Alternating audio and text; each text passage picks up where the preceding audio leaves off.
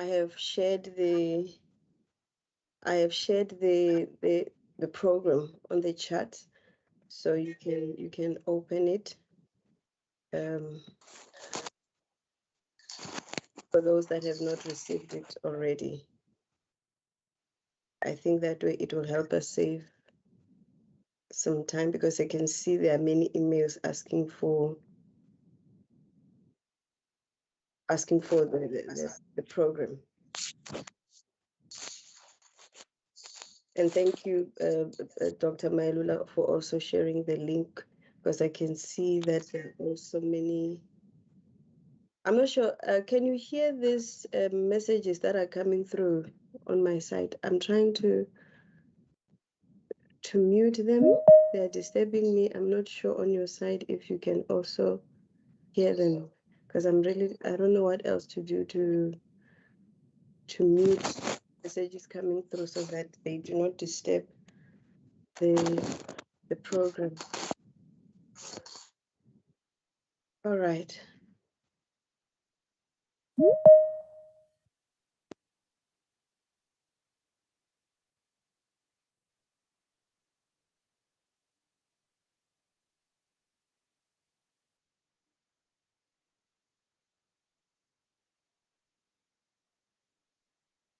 I believe it will be a good time for us to start. I'm going to share the program so long here, and then I'm going to ask, I can see, I'm looking for Mrs. Mukwena. Like, oh, she's here. I'm also going to ask Mrs. Mukwena, since I won't be able to view what is happening on this screen, if there is anything that needs to be brought to my attention whilst I project the program, you may kindly let me know. Not yet, Zama. Thank you. I would also. Thank you.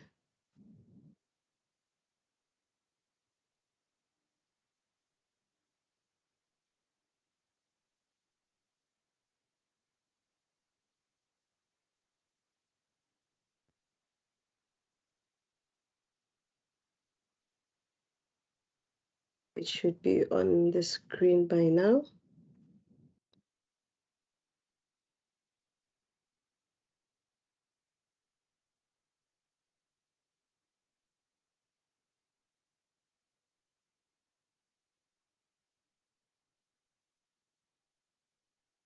Thank you very much, colleagues. My name is Zama Mopai, as I've introduced myself even in face. But for the sake of those that have not seen me, don't worry, you will see me. Just being cautious of connectivity. Sometimes the video does take some time, but if you insist, I will switch on my camera. So thank you very much for making time to join us here at the University of Venda as we host this webinar at a very interesting time in the South African history of our justice system and traditional leadership, and of course all of this under the under customary law as a legal system. So thank you very much for making time. I have seen a lot of people requesting to join, requesting a link, and that actually made me understand that this is something that everybody wish to add their view. If not, it is to understand exactly what is happening, especially from members of the public. They have shown interest, and I believe that from our YouTube page, they're also starting to join in their numbers. But I'm not the one to actually welcome you. But before we begin with the rest of our program, I would just like us to take just a minute in moment of silence, in prayer for those who pray, whichever way you do it. Then we can begin with our program.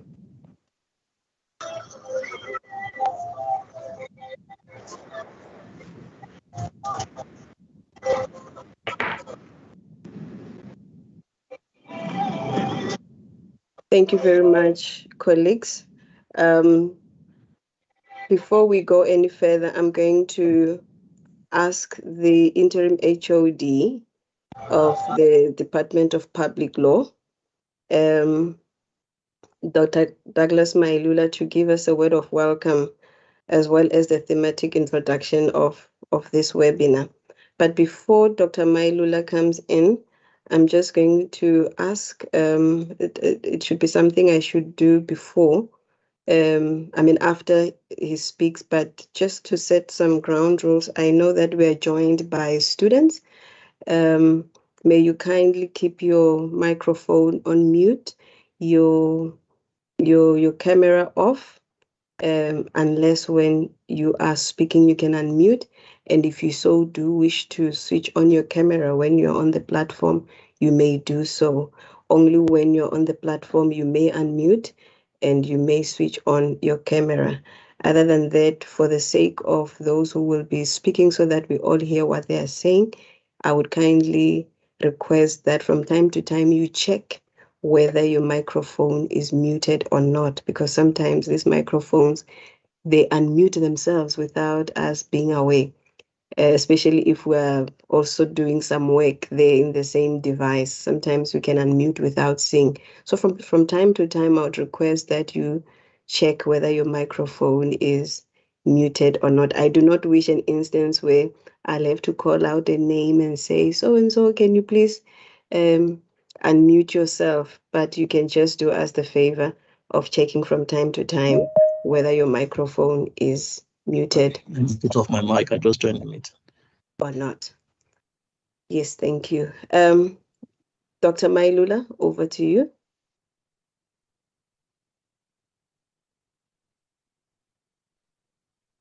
Thank you, Program Director, and welcome, ladies and gentlemen. We all know that the 2017 Traditional Cause Bill has now, after 14 years of debates and contestations, from scholars, from traditional leaders, from civil society, it has now been passed by the National Assembly on the 8th of September 2022. And this seminar basically serves as a platform for us to engage from a scholarly, from a practical point of view, the impact of the passing of this particular bill on issues of traditional leadership and issues of traditional courts. And of course, ladies and gentlemen, we have in our midst here a keynote speaker by the name of Professor Anthony Diala from the University of the Western Cape. This is an expert on customary law issues, particularly on issues relating to the interplay between customary law and other national laws, and the impact of this particular interplay on the emancipation of the African normative value systems. So this traditional cause bill that has been passed on the 8th of September has as its purpose the provision of a legislative framework, for the uniform structures and functioning of traditional courts, in line with, of course, the constitutional imperatives as well as constitutional values. For me, from a personal point of view, I already have an issue with Article 12 of the bill, which basically seem to suggest that traditional courts will be subject to the review or appeal jurisdiction of the magistrates' courts. That for me is a bit of concern. But anyway, this is not my webinar. I'm not here to present. As indicated, we have in our midst scholars and traditional leaders, civil societies and academics. And I would therefore like to extend a special word of welcome to all the attendees here. we have in our attendance here all traditional leaders and members of traditional council from the Limpopo province, the executive committee of the Limpopo House of Traditional Leadership, all academics from the University of Venda, as well as academics from other universities. I've seen colleagues here from UKZN, VUT, UP, UNISA, Northwest Universities, University of Limpopo, and so forth and so forth. If I missed you, please just accept my apology, but everybody who is in attendance is, of course, welcome. We also welcome government officials from the Cooperative Government and Traditional Affairs Department, as well as from the Department of Justice. We welcome our students who are in attendance here and their leadership if they are available. We also welcome all civil organizations, civil society organizations, as well as members of the public. Ladies and gentlemen, I'm not here to present a paper. Mine here is just to welcome all attendees, those that I've already mentioned, and everybody else that I haven't mentioned. And I'm actually wishing you the best. I'm wishing you a pleasant, an interactive, a participatory, an engaging, and enlightful, as well as, an informative webinar. And I will hand over back to the program director. But perhaps before I do that, I just need to acknowledge a couple of collaborators who have collaborated in this project. We have in our midst here Professor Joseph Francis, who is, the head of the UNIVEN Institute for Rural Development.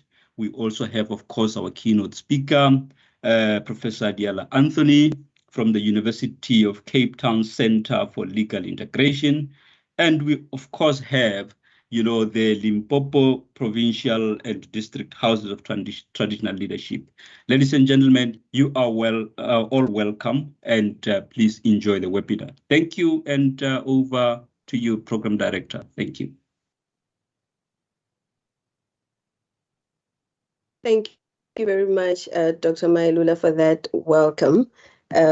It's so good to know and to hear that we have been graced by an attendance by very lovely and distinguished people, which for me is a very beautiful thing, because you can already see that the minds and the caliber of people here, we will be able to discuss very fruitful things concerning this topic. As you may well see on the program which I have shared on the charts, for those of you who do not have it yet, it's there on the chat. It's in the chat room. The theme for our webinar, of course, it revolves around the revival of the traditional courts. Our theme, therefore, is based on the question whether this is a step in the right direction. As Dr. Mailula has already said, that this matter of the traditional courts has been on the table for a very long time, about 14 years now. And finally, it has been passed by Parliament just a month ago. And I just thought it would be a prudent thing to bring different stakeholders to discuss, those who are directly affected, those who want to know, those who have had opinions, those who have written, those who have been directly involved, to reflect on this, whether this is a step in the right direction. I must say, I, for one, am not very...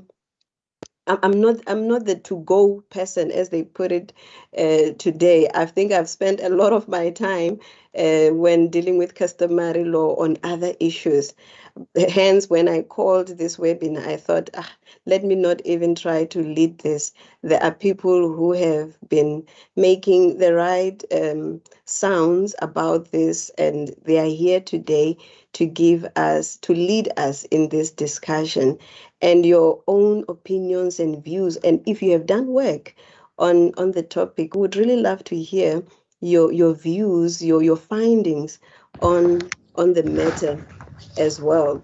So there it is. I would like you to be very free to air your views, but also with an understanding that we hold different views about this. The fact that the bill has been passed, it does not necessarily mean that we are out of the woods, that we are now all in agreement. But however, I would like us to view our to air our views in the most respectful manner, where we are able to show or put our views so that the other side that might not necessarily agree or understand what we say can be able to receive, and we hopefully chant a better way forward, because maybe in a very near future this could be law, and that would be a reality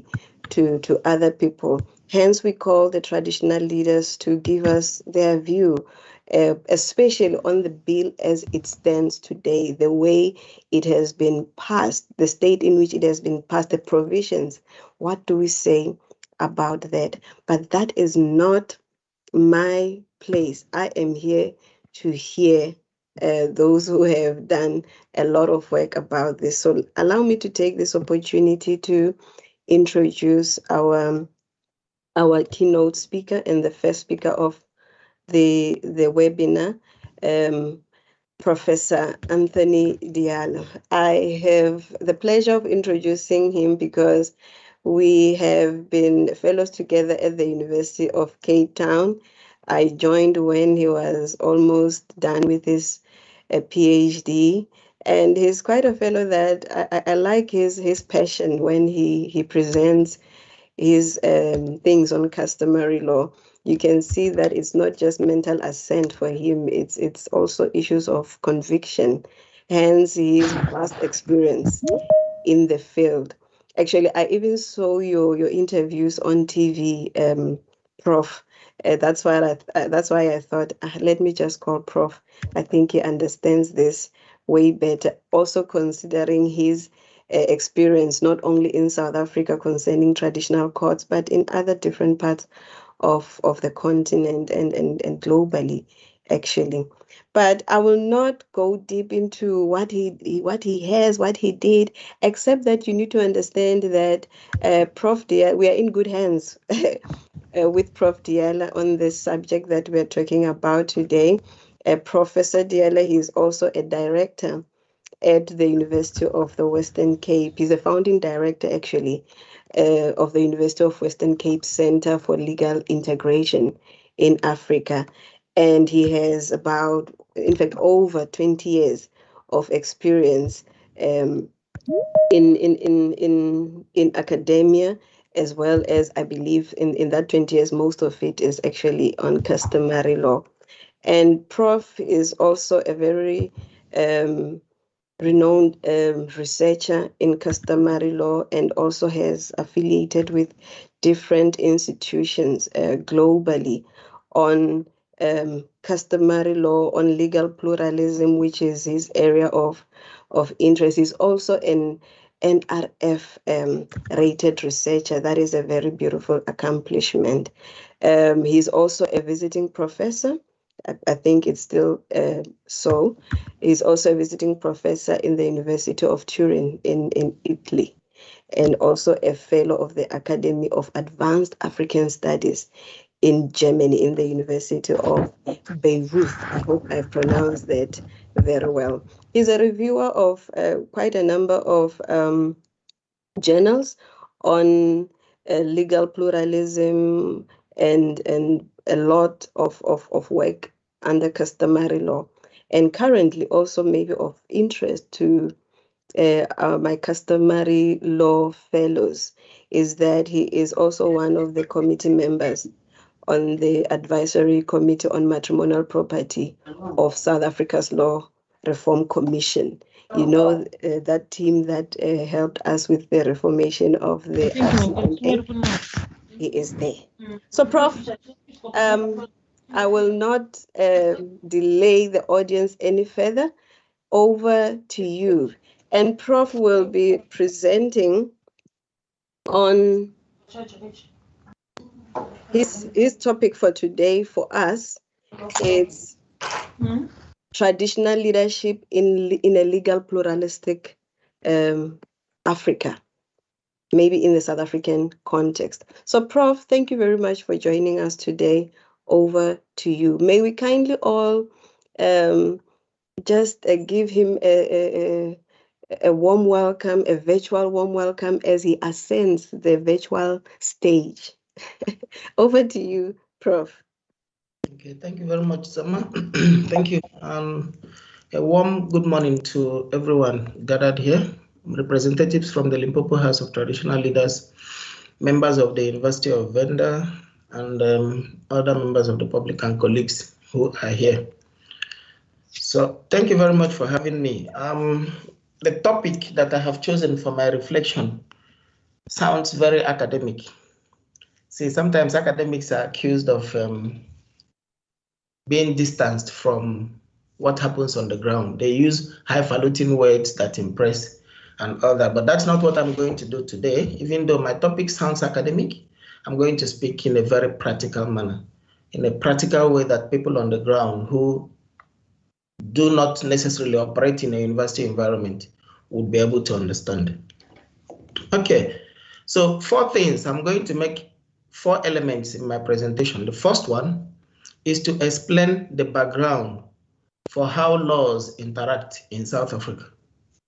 By how laws interact, I mean how customary law, religious laws, and state laws all interact, including, of course, the Constitution. So that's the first thing I will do. The second thing I will do is to summarize the purpose of the Traditional Courts Bill. After summarizing the purpose of this bill, I shall ask a very simple question. And that question is this: how useful is legislative recognition of traditional leadership in South Africa? When I finish answering this question, I will move then to the way forward. By then, of course, I would have touched on the controversies that trailed the passage of this bill right up to the final moment of passage in the National Assembly, waiting for the signature of the president. So in charting the way forward, I shall put across my own thoughts, but I will try to put on the brakes a little bit in putting across my own thoughts. I will try to be as neutral and as impartial as possible, and then allow our leaders from the House of Traditional Leadership, when they make their own presentations, to say things that we can then respond to during the question and answer session. So that's what I'm going to do. So I will start by explaining the background of interaction of laws in South Africa. Now, the first thing, and this is where it gets very controversial, I am a very frank person. I don't like calling a spade a redistribution implement. I call it exactly what it is, a spade. So I'm going to call out the interaction of laws in South Africa for what they are. In academic parlance, we use the term legal pluralism to describe how customary laws interact with other laws. But the reality is this, that customary laws are products of conquest. If you don't understand what this means, it means that some people from somewhere far away came to Africa, to the African continent, to this part of the world, took over the administration of the people. And in taking over the administration of the people, they imposed their own laws and their own values on the people that they were administering, including their own indigenous laws. What we call today as customary laws are products of conquest, colonial conquest. So customary laws in Africa today are products of colonialism. When you go to war and you lose, traditionally, when you go to war and you lose, even up to today, you pay what is called vassal, homage, tribute. You pay tribute to your conqueror. And that is what happens in South Africa today, in that customary law is subjected to the Constitution. What does it mean for customary law to be subjected to the Constitution? Some scholars claim that simply because everything that customary law and people who adhere to customary law, that everything they do has to be in compliance with the Constitution, that since the common law is also subject to the Constitution, they then argue that customary law and common law have equal status in the Constitution. This is where they make a mistake. You see, when we speak about colonialism, there is something we tend to forget. We forget that colonialism is a comprehensive process. You cannot only look at the legal aspects of colonialism. There are also other aspects that came with it. We neglect the spiritual aspects. Sometimes we neglect the economic aspects. We only tend to look at the legal aspects, and that is wrong. So colonialism, by imposing its own values, its own ways of thinking, its own educational systems, its own religion, its culture, food, way of life generally, by imposing it on Africans, it achieved something remarkable. It made Africans to become, in thinking, in manner of speech, in their dressing, in the things they do, they became Europeans in black skins. That's the most successful outcome of colonialism. So to bring this now to the interaction of laws in South Africa, we then see that what we regard as the common law, of course, being the so-called Roman Dutch law, the laws of the Dutch, the people from Holland who came, and then the laws of the British people, the English law. These constitute the common law in South Africa. Now, this common law did not fall from the sky. It is a product of the way people reason, the things that people believe in. So the common law has a philosophy, and our Constitution is a product of that philosophy. So you cannot claim that customary law and common law have equal status in the Constitution when the Constitution itself is part of the common law. So we must understand this background when we speak about how customary law interacts with other religious laws and other laws, state laws as we call them. So whenever I refer to state laws, I actually mean all the laws that were imposed by Western Europeans in this part of the world. They transformed themselves, some adapted to local realities, others were retained the way in their original form, but all together they make up the common law. And the Constitution is a product of this common law. Right. I'm now moving to summarize the purpose of the Traditional Courts Bill. I presume that many of us would be aware of the bill, how long it has taken to get to the stage in which it is now.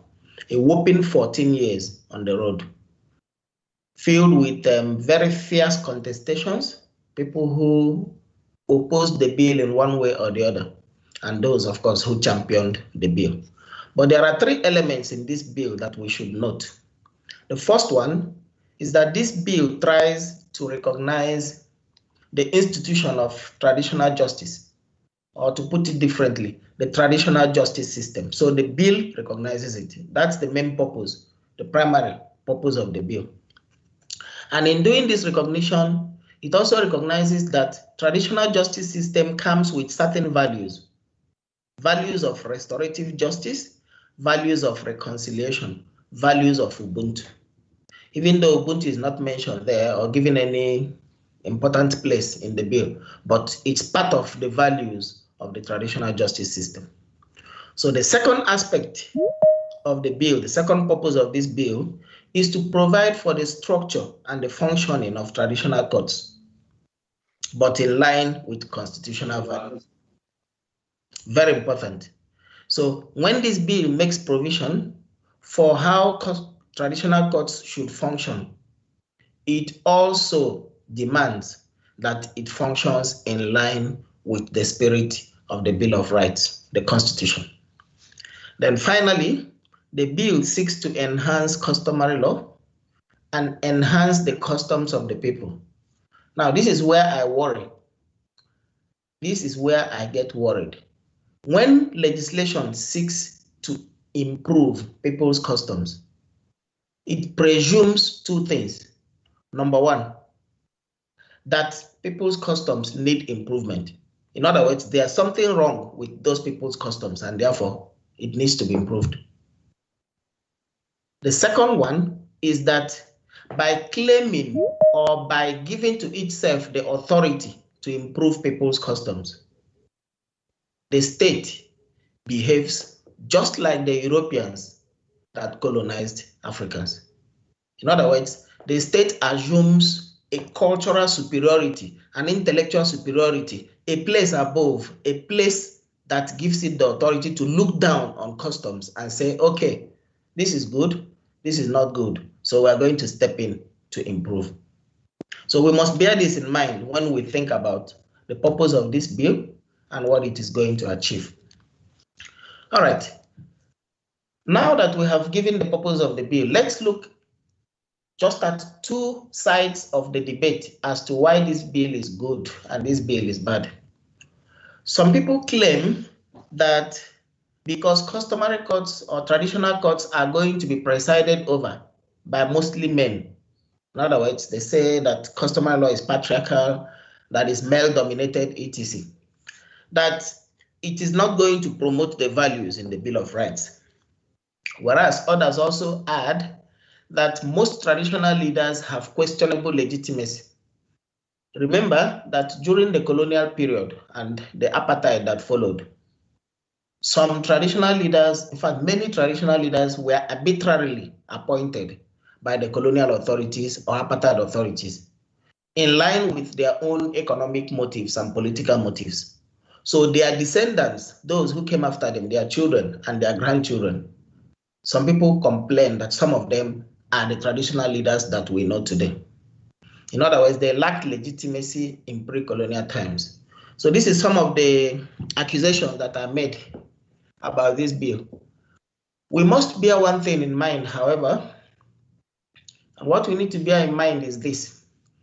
When you accuse customary laws of being patriarchal, of being male-dominated, male-centric, you forget one thing, that in the societies in which these laws developed, that they are unlike anything we know today. They are completely different from modern day societies.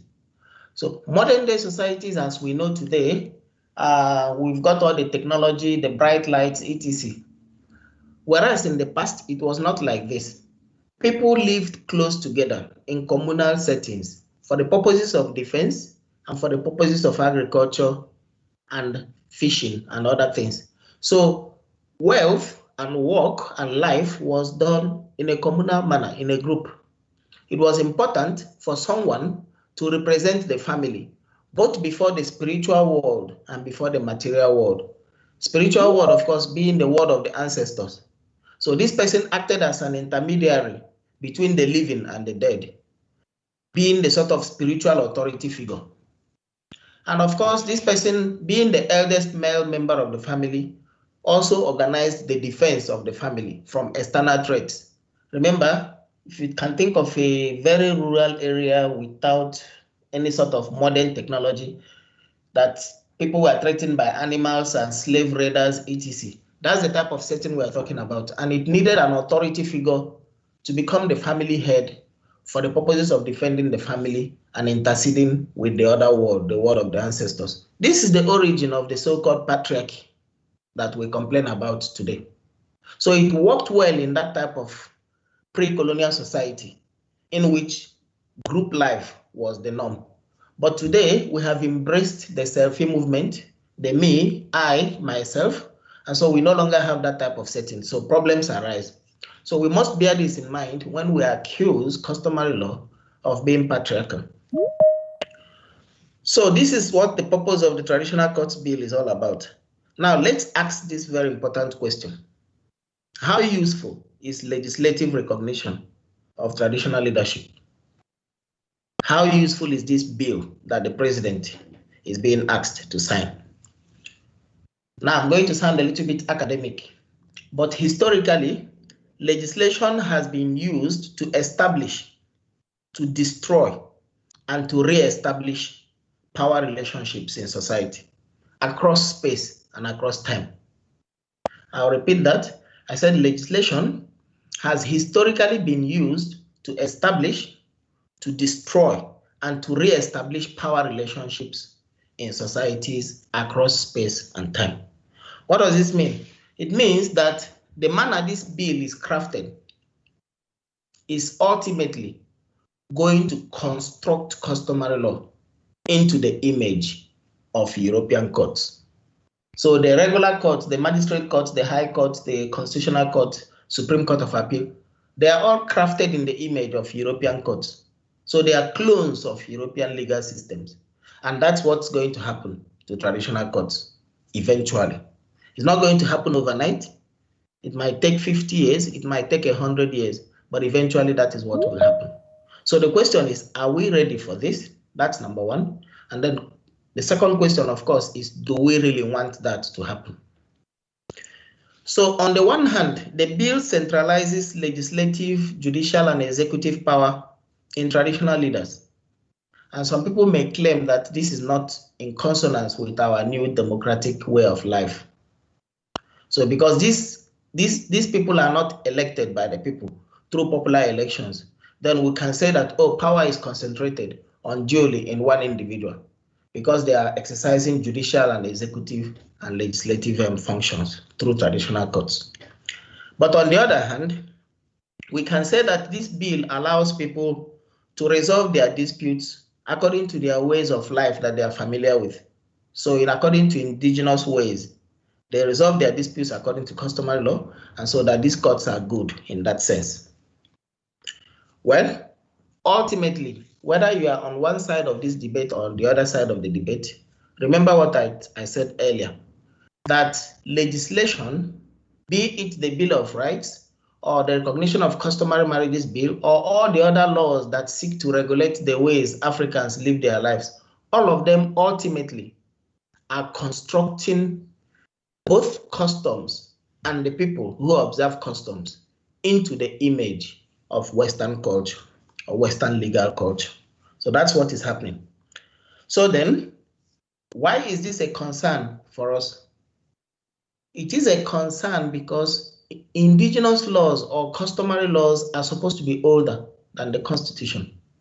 I mean, when the Europeans came, the colonizers, when they came here, they did not meet people without laws. Customary law was already in existence then. When was the Constitution adopted? When did apartheid end? The earliest Constitution, 1993. Then we have the 1996, 3 years later. But customary law has been here for a long time. So customary laws are older. And we know that in traditional society, we still have what we know as respect. The younger ones must be respectful to their elder ones. Not so. But we don't have that. We have a customary law that is subject to its younger brother, the Constitution. So reversing what should normally be the case.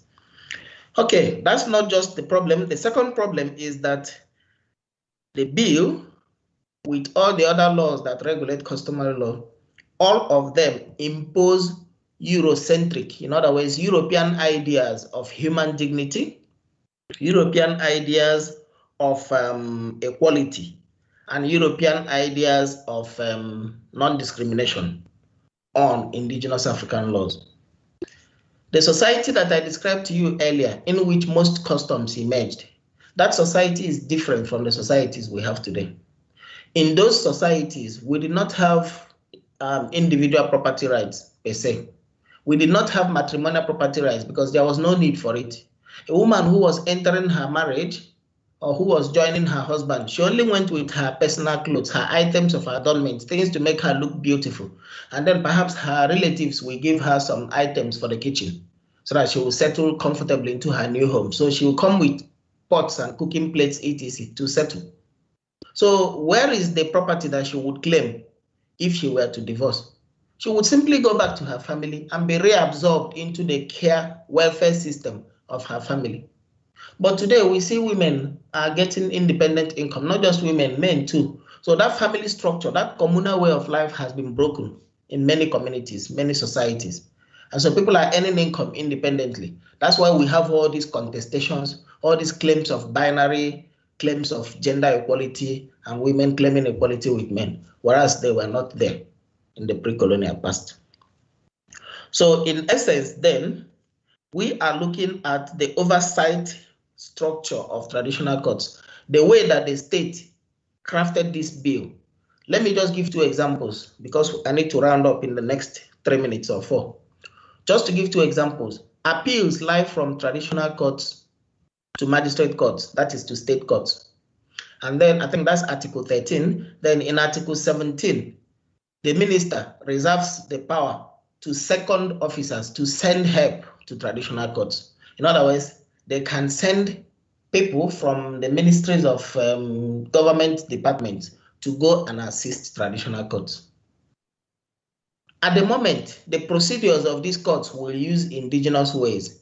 But if we have learned anything from other African countries that recognize traditional courts and allow them to thrive, what will happen is very simple. Eventually, gradually, the procedure will become more technical, more and more familiar with the state means of doing things until the two will become one. Then you will no longer be able to distinguish between the state courts and the traditional courts. They will all be using the same rules of procedure. So this is what is going to happen with the excessive control that the state exercises over over traditional courts. So what is the way forward then? What do we do? For me, I would say that we should look at what has happened in other countries where colonialism took over, subdued the people, and imposed its own laws on the indigenous population. What happened in these countries is that the imposed laws, which we know here as state laws or the so-called common law or the constitution, whatever we choose to call it, gradually but steadily sucks in indigenous laws to the extent that they are completely absorbed and they become part of the imposed laws. In other words, customary laws are going to disappear as we know them, and they will become one with state laws. They will become one with those laws that the Europeans imposed and then left and we continued.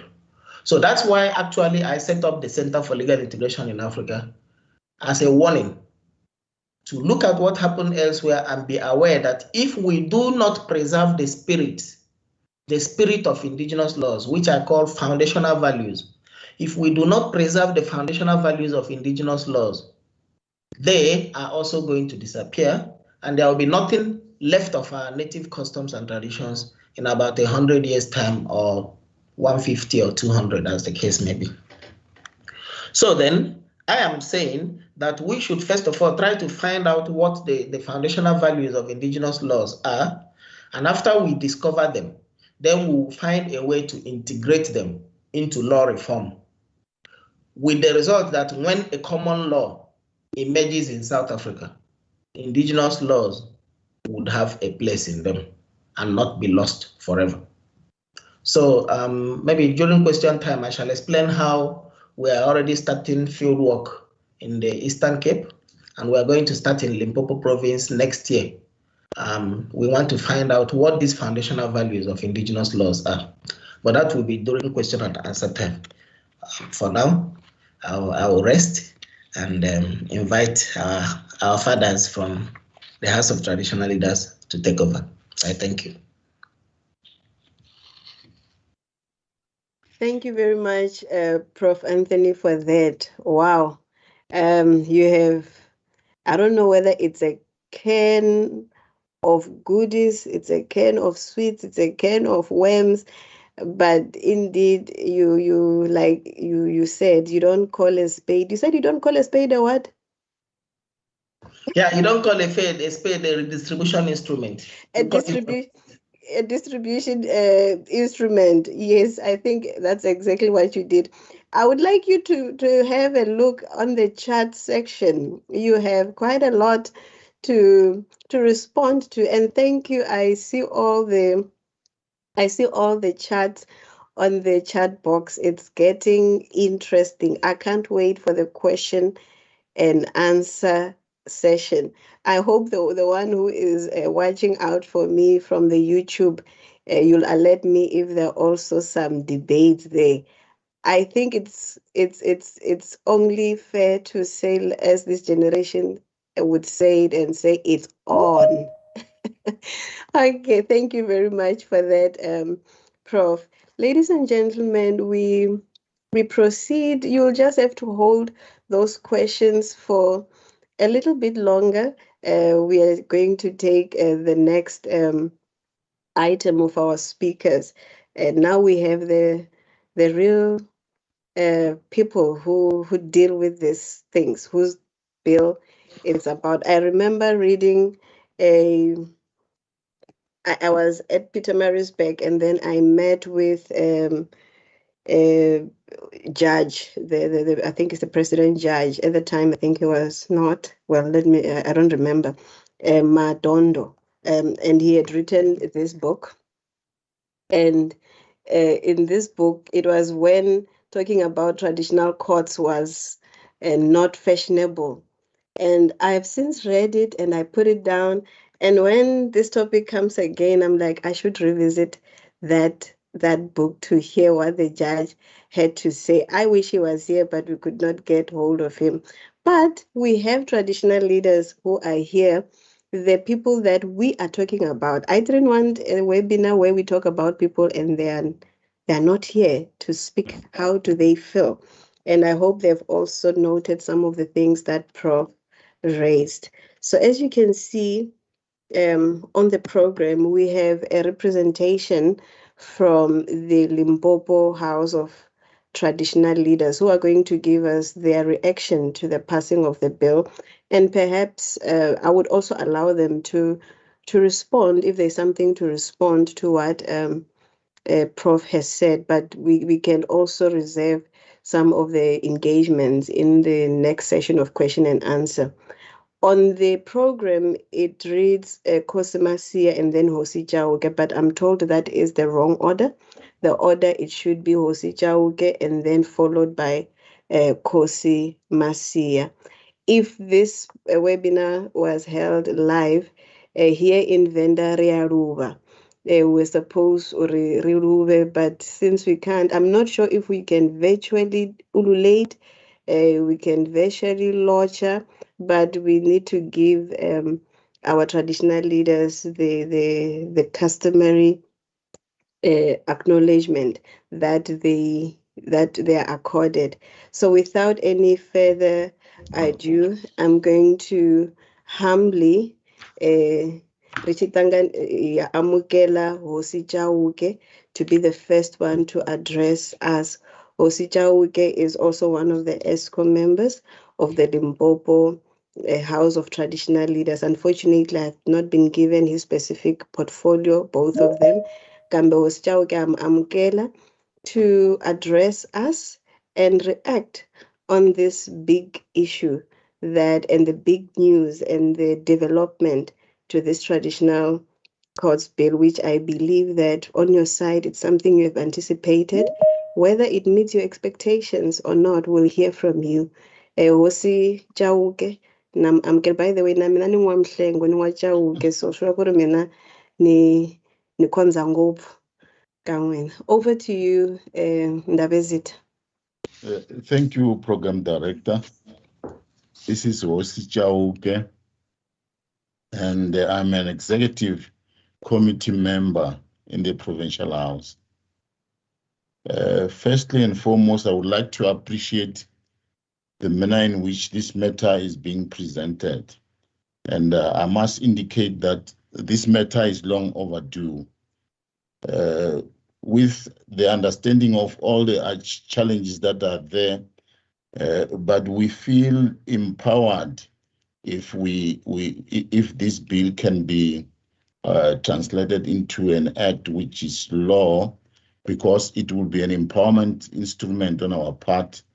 As you know, the work we're doing is that of restorative justice. We actually are dealing with civil cases. Right now it's very difficult because we're not having legislation to this effect. Although we have other legislation like the CIA, that is the customary initiation Act, and of course the Traditional and Khoisan Leadership Act. We feel great to have this very one, because we need to deal with people at home, to deal with their disputes. We need to have this act. As you know, nowadays the knowledge system of people has improved. If you sit there without any reference to any legislation, you try to adjudicate cases or hear cases, they are not satisfied about this kind of action. So therefore, we feel great that we're having this act.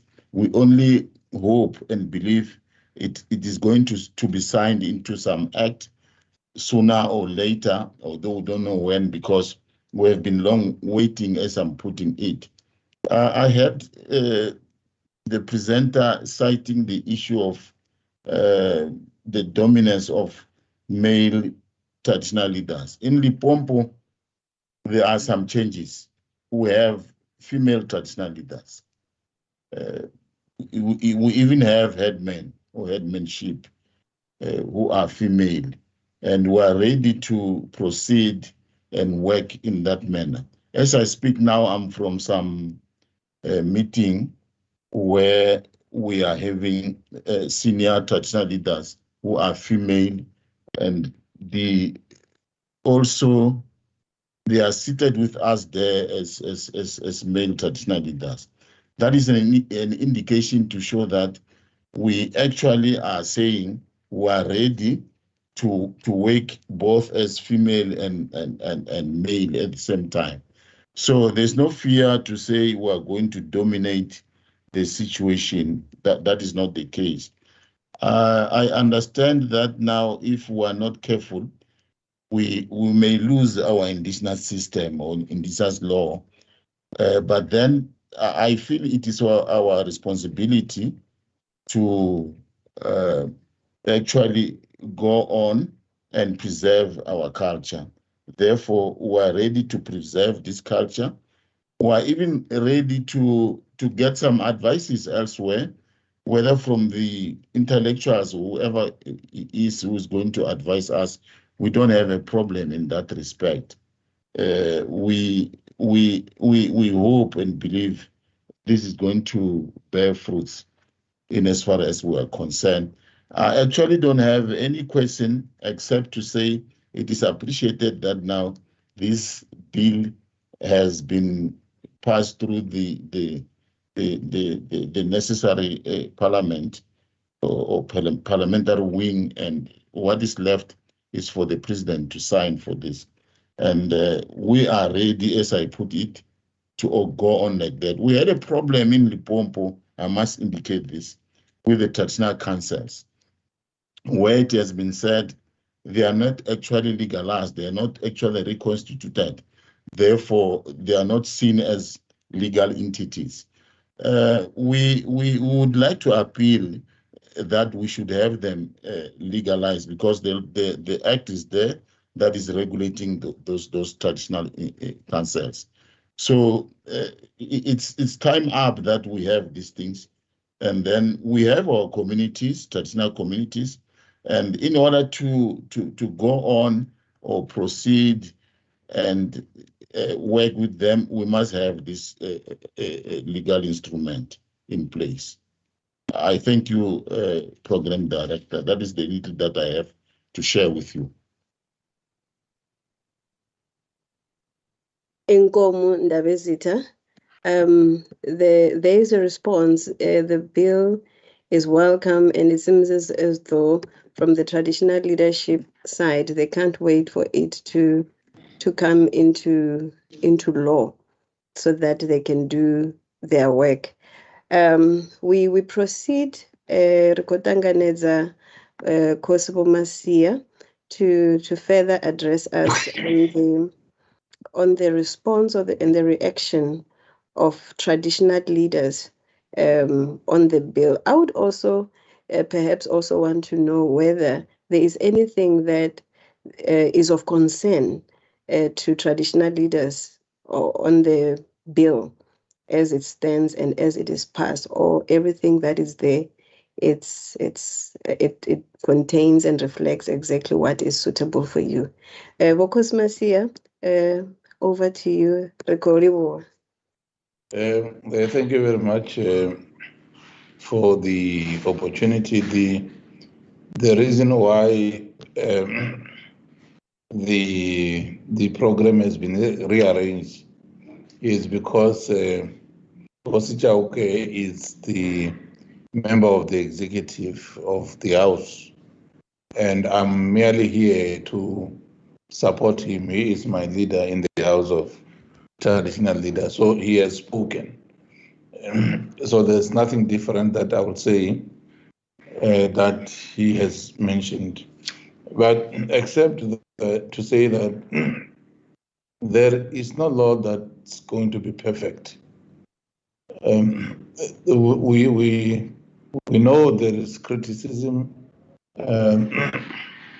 There are people who are not happy, but I think we must all understand that there is no law that's ever going to be perfect.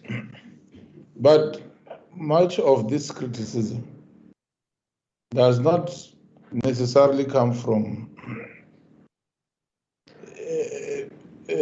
people who are very objective. Yes, others are objective. But there are those among us in society who just do not believe in the existence of traditional leadership. A while ago, a very senior journalist wrote a piece to question why traditional leadership must still be given space to exist in this country. That tells you that in our society there's still a significant group of people who think that time has come for us to abandon our old system of life. So amongst those, we are going to find those that do not want to hear anything about traditional leaders. The issue of traditional courts is not a new, it's not an introduction of a law as if no law existed before. Since the existence of traditional law, the beginning of the existence of traditional leadership, there's always been courts. Traditional leaders have been adjudicating over issues in communities. And I think that's why you find the relative peace and cohesion in our communities. It is because of the very existence of traditional leaders and these courts, because we're able to adjudicate very simple issues, and at the end you find social cohesion, and that is the objective. There's no other business. Modern democracy must not push us to forsake what has kept us together for a long time. So we are looking forward to this to be signed into law so that we can continue to have a legal space within which we exist. There are people who have even raised about the issues about participation of women. Depending on, in my culture, for example, women are very senior in traditional leadership. We must not limit our definition of leadership to an individual who is called Nkosi Masia. We must talk about the system of traditional leadership. In my culture, a Kadzi is very senior, and that is within the senior leadership structure. So much as we are always appreciative of the voices that say women must be involved, yes, we'll do everything in our power to make sure that women too have got a significant role to play in our system of governance. And we know that is going to be possible.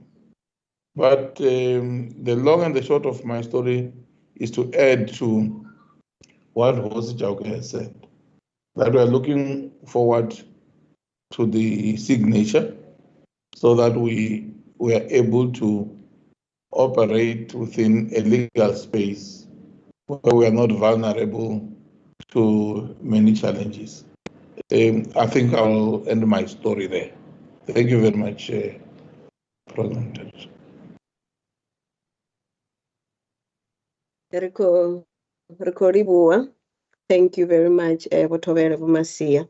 There we have it from the traditional leaders themselves, that they are actually eager to have the bill passed into law already, so that they can start with their work, which apparently they've been doing, but because there was no legislation that was regulating or allowing them or even giving guidelines, it made that purpose very difficult.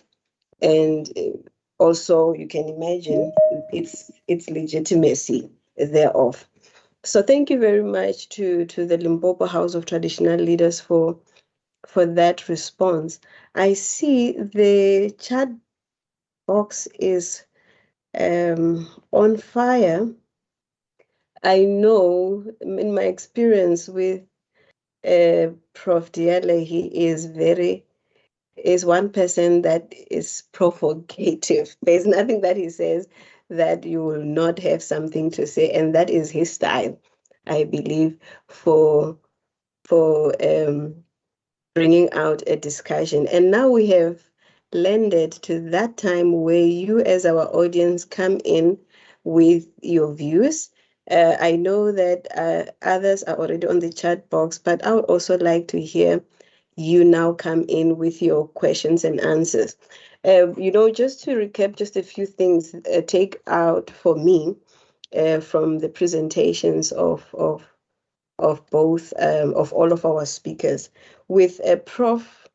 Diala, the one thing that I agree with you on, Prof, is the issue of patriarchy. And I know it's a controversial issue, but I think it's an error to continue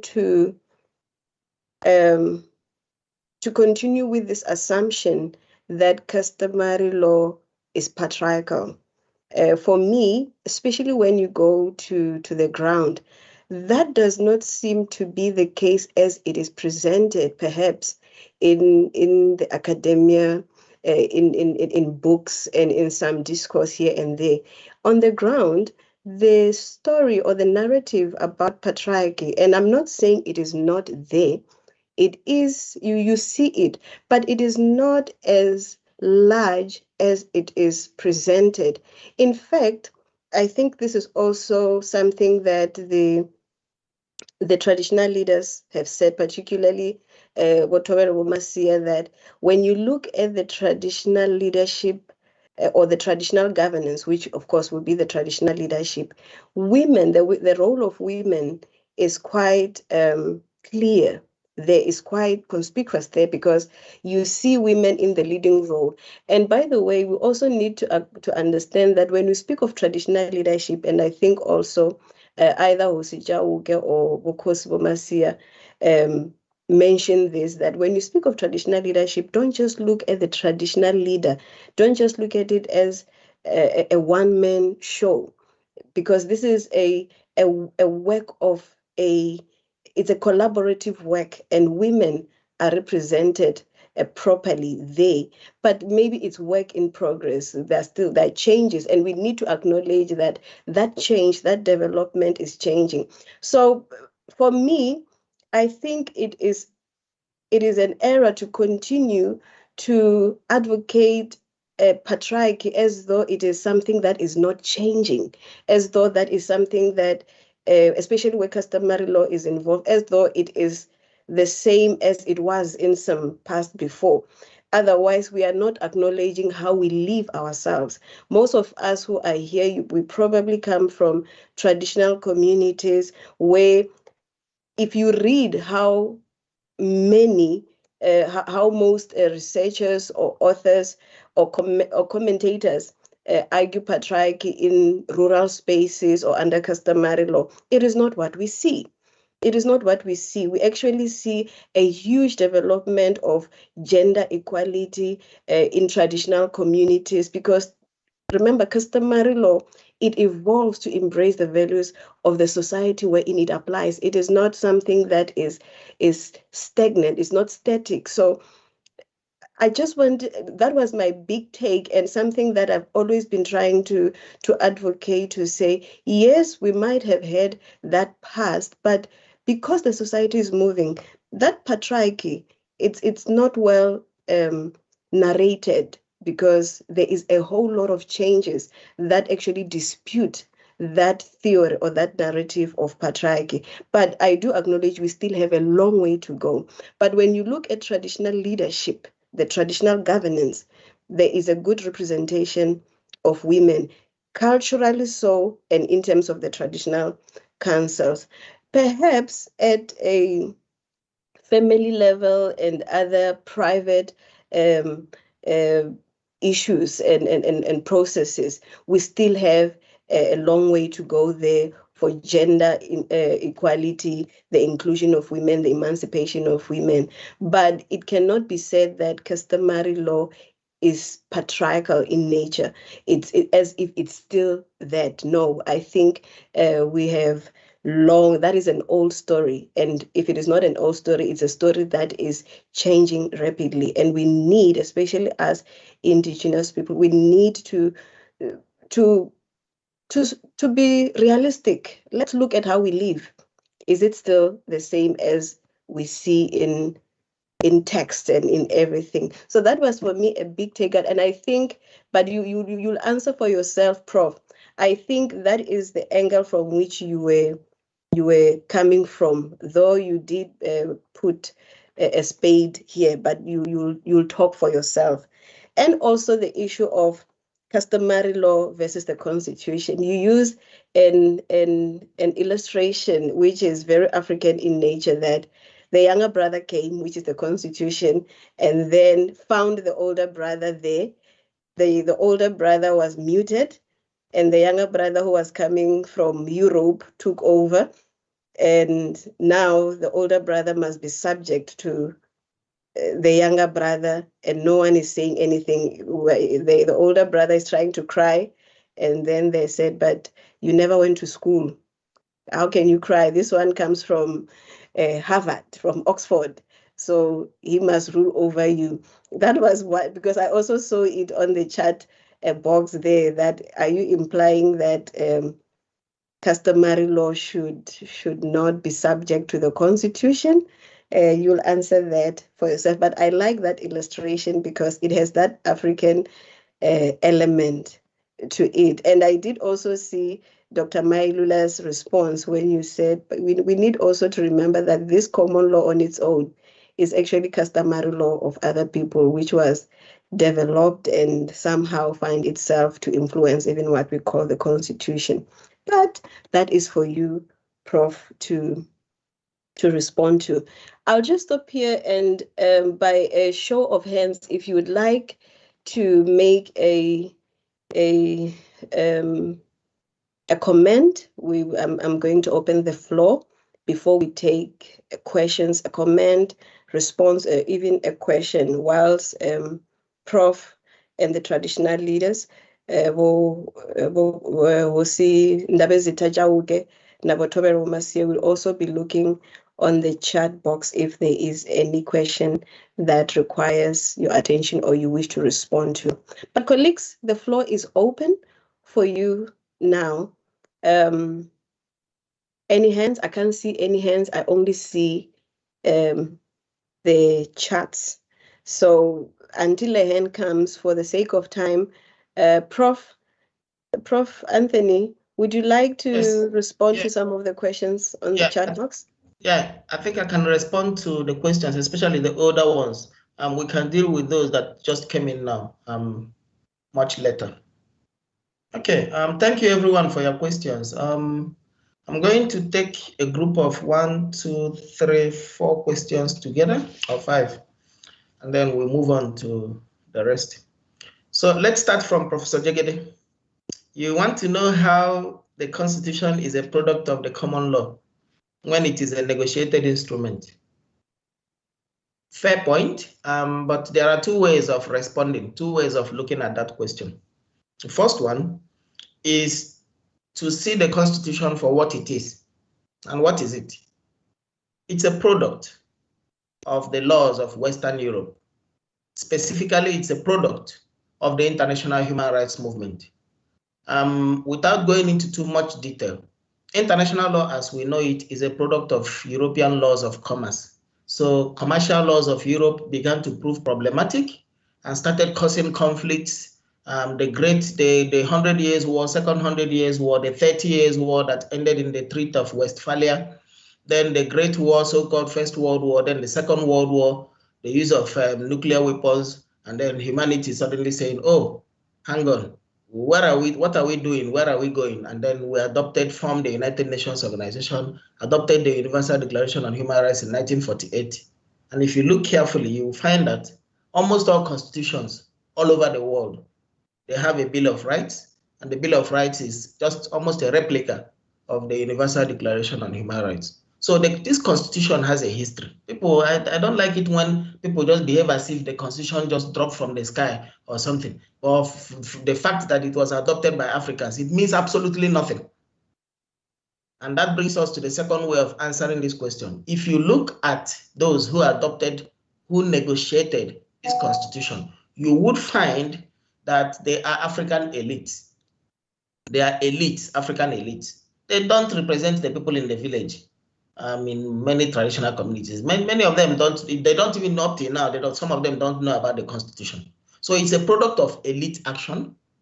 And then secondly, the African elites that did it and are still doing things today, they are just a little bit like the characters in Animal Farm. I don't know those who read that novel, Animal Farm by George Orwell. So you see the Europeans stepped away. The colonizers, the oppressors of the animals left. They were replaced by the animals themselves. And then the animals started behaving exactly the same way as those who left. So the constitution that we say is a product of common law. That's what it really is. The common law is the European customary laws, like Dr. Maimula said, it's European customary laws.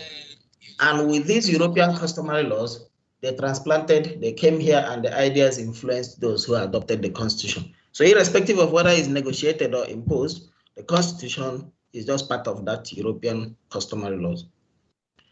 Now, you ask a much more significant question, which is what is wrong with subjecting customs to the constitution? On the face of it, nothing. There's nothing wrong with it. On the face of it, remember. But once again, we treat it's like going to a doctor. You can't just go to a doctor and tell a doctor, oh, doctor, I've got fever. And then the doctor will immediately start treating your fever. No, it does not happen like that. The doctor will look for the symptoms, the underlying causes of that fever. And so instead of treating the fever alone, the doctor will also treat the surrounding symptoms. And the problem we make, the mistake we make when we discuss the relationship of African customary law and the constitution is that we approach it from a textual level, just on the surface level, without going deeper to find out, okay, why don't we look at the values of customary law and see how they resonate? Must we always impose constitutional values blanketly anytime problems arise in customary law? How about we look sometimes to the values of customary law? We have Ubuntu. It's a very, very recognizable. I think someone asked me a question. I think it's Kandala asked a question. He wants to know more about, he or she wants to know more about the foundational values of customary law. Ubuntu is one of them. Duty of care owed by the family head to the entire family is one of them. Another one is the preservation of the ancestral home. So then there's another one, yet another one, the family involvement in marriage. I could give very lengthy examples of how these feature in daily life, but let me just give two to save time. Ubuntu we all know, so I won't go there. But preservation of the family home. When you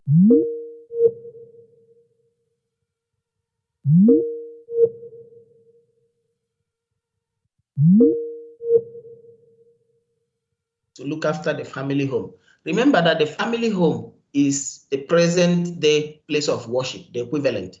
In pre-colonial society, that is where the eldest male member of the family would pour libations, appease the ancestors, intercede for family members. So the family home is like today's church or mosque. Okay, so it needed to be preserved. It's a value of customary law. And so the Botswana people in that part of Botswana, they will give it to the youngest male child. In other parts of the continent, they give to the eldest male child because they feel the eldest male child is the most intelligent or well, the most wise, the most physically capable of taking care of or commanding respect to take care of the family home. But whether you are doing ultimogeniture or male primogeniture, the most important thing is that the family home must be preserved. Duty of care, we know, even till today it happens. For those here who are family men and family women, you must take care of your family. It's a foundational value. Then for family involvement in marriage, I'll give another presentation later at Free State in which I'll go into detail in this. But in the days when marriage customs emerged, young men did not have much opportunity to meet young women. And so what did they do? They went to their fathers and told them, look, father, I want to marry. And then the man will go to the neighboring community, send emissaries, and identify a bride for the son. That's how that custom came up. And then another thing is that because wealth was produced as a group, income was produced as a group through farm work, farm produce. So it was the family that raised the lobola, the bride wealth. It was raised by the family, not by an individual chap. So that's why the family is involved. And so when people try to insist on bringing in or insisting on doing things the way it was done in the past, then problems arise. Which brings me to the question from Dr. Isabel.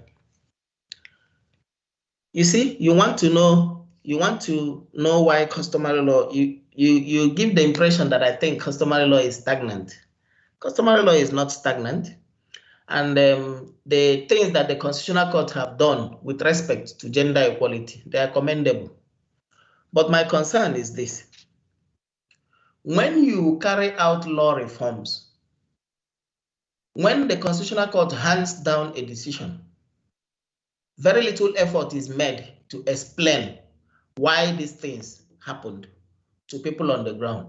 So now, supposing that there is a man who is shouting that, oh, this is our custom, it has been handed down from generation to generation. You want to destroy it, we shall not allow it. You need to sit him down and explain to him that, look, these customs emerged in peculiar social conditions, agricultural settings with communal life. Now those settings have disappeared, and therefore these customs need to change in response to socioeconomic changes. Who is doing that?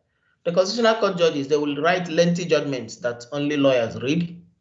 The legislators will set up advisory committees, and then they will distribute questionnaires and discussion papers that probably never get to the villages and traditional communities. And so we are doing imposition from the top, whereas we should be doing bottom-up law reform. Law reform that is from the ground, informed by local realities, informed by the changes, the so-called living customary law that they spoke that custom is not stagnant. Yes, custom is not stagnant, but who is explaining? Who is doing the explanation? And that brings me to what Zama said about not much patriarchy on the ground. It is true, you will not find much patriarchy on the ground, but you will find much patriarchy in the literature. And the reason is very simple. You see, in this world, in this life, we are all hustlers. Whether you are out on the street hustling by picking garbage from the refuse bins and selling it, you are a hustler. We also hustle in academia. And how do we hustle? By writing papers that only our colleagues read. Nobody's interested, but we do it for promotion, for advancement, etc. So we write all these things, and then we like to shout about patriarchy because it sells. But on the ground, those who have carried out field research, we know that there is not much patriarchy on the ground. We know that changes are taking place on the ground. Okay? And speaking of patriarchy, Dr. Maimula is right that the common law is even more patriarchal when we really look the old common law, even some of them in our case law in the books. is even far more patriarchal than customs. Okay? It was less than 200 years ago that trial by inquisition was legal. You could force people to confess, and the evidence will be perfectly okay. It's like going back to what is wrong with the relationship between customary law and the Constitution. Today, we don't see anything wrong with it, but I can assure you the generation that will come after us, they will see something wrong with it. You see, at the peak of colonialism, it was normal, perfectly legal, accepted across all European communities. But today, we see colonialism as evil. Not so. Slavery, over 400 years of slavery, perfectly legal, perfectly okay, accepted. But today, mention slavery and we'll do like this. God forbid. That's because we have new understandings. Okay. So tomorrow, we are going to wonder, how did we get here? How did we allow our customs to completely disappear and become replaced by European customary laws in the name of a common law for South Africa? And that's why I warn that we must find out the foundational values before it's too late and find a way to bring them into the mainstream. Shall I stop there and take more questions or consult the chat and find out what is happening there? Thank you very much, Prof. I saw a hand there, Lupwana Kandala. Lupwana, I hope I'm pronouncing your name well. Yes. Or did you? Okay, thank you, Madam Chair, and thank you, Prof, for the presentation. I'm just following up on the issue of African values. African values. I think the question is not whether we do have values in Africa. Rather, the question should be how common are those values? Because you have also mentioned the issue of Ubuntu. How many people are aware, if we look at in the African context, how people are aware of Ubuntu?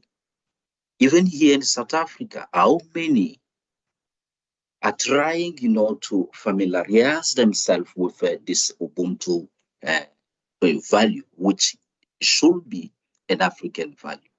So I think that is perhaps where the question is. And I think that is the reason why, because of lack of, recognition of this African value by ourselves as African, as a result, even the Constitution have to borrow Western value, equality, freedom, and dignity. All these are Western values.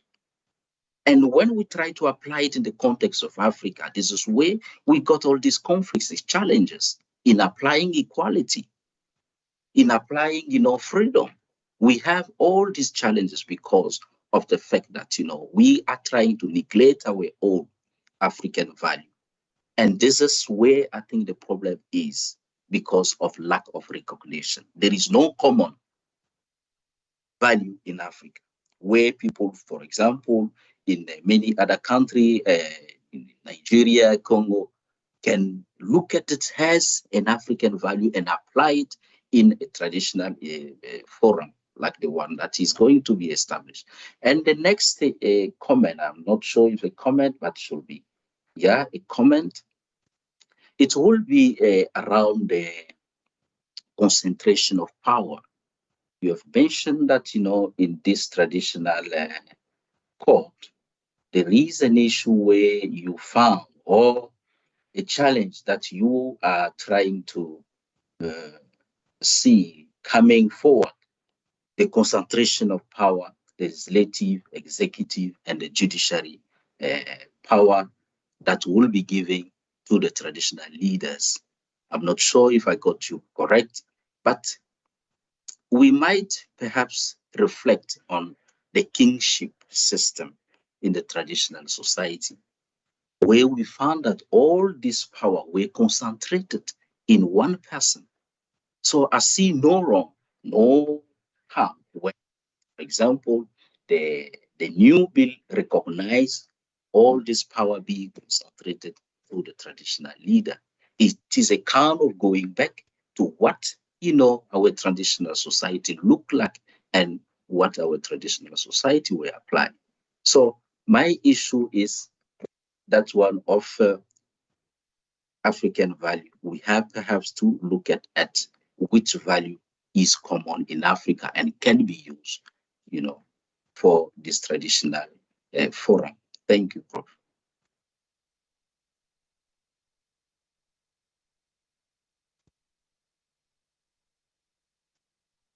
Thank you. Prof, are you still there? You said yes, you had. Yes, I'm here. Yes, I'm here. Yes, I think you still had other questions that. Yeah, I think there are so many reactions on the chat. Perhaps anyone can just maybe, unmute and speak out the question, and yeah, just speak it out so that I can answer it at the same time instead of squinting my eyes to read the questions. Okay. Well, I just also want to weigh in on this. By the way, I don't see any more hands. If I don't see your hand, please just go ahead and let me know. Okay, Glory Lechanyane, I see your hand. I also want to, because I can see on the chat, you see the issue of patriarchy. We need to understand, as patriarchy under customary law, it is not a fact that is denied. It is something that we know. It's something that we have seen. It's something that we have been told. It's something that perhaps yes, you can say you see it or you have heard of it.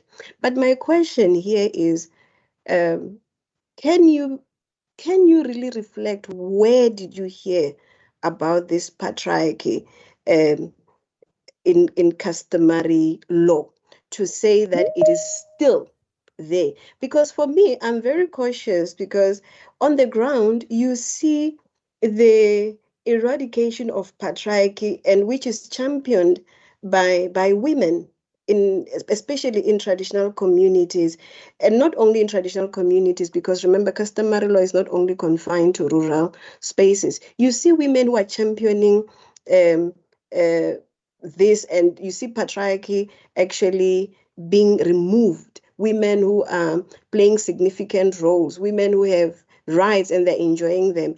And for me, so long as we still say, oh, there are changes, but we must still call it patriarchy, for me, it's also another way of undermining the same women that we are apparently advocating for. Because if they are championing these changes and we still say there's patriarchy, it means we're not recognizing what they are doing. So I really hope and wish that when we say patriarchy under customary law, which of course is not only peculiar to customary law, what actually informs you, because on the ground things are changing. And for me, that is a story that is not told properly.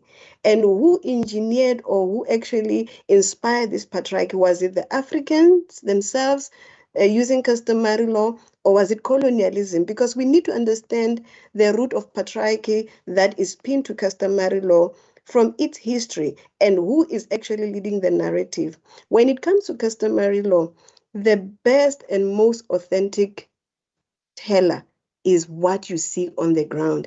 And on the ground, I can assure you, the story is changing, and not just minute changes. I'm talking at a big scale. Women are really living. Of course, we still have a long way to go, like any other system, as Dr. Douglas has said, like any other system that has had an opportunity. But we need to be very, very careful. Who is championing the narrative of patriarchy? Is it just academic literature, or is it customary law? And what is customary law is what you see on the ground. It's what people live. Just the women that are here. I am an indigenous woman, an African indigenous woman. I do subscribe here and there to customary processes, and by no means have I felt that I am actually discriminated. Yes, certain things need to change, but I want to challenge you.